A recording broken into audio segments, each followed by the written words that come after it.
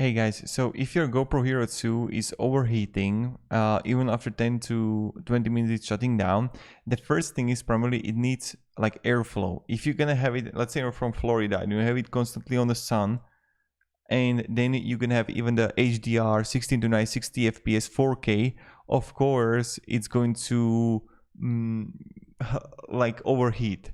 So if you're gonna have it in airflow, like you're gonna be on a bicycle, on a motorcycle, then also you're not going to have then another thing you can do, use external battery packs. So if it's overheating, so try to use different batteries, maybe that it's going to do it, and primarily try to turn off the HDR and if it's going to also overheat.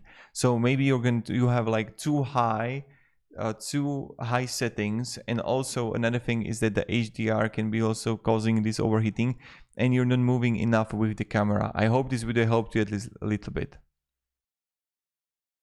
So have a great day and goodbye.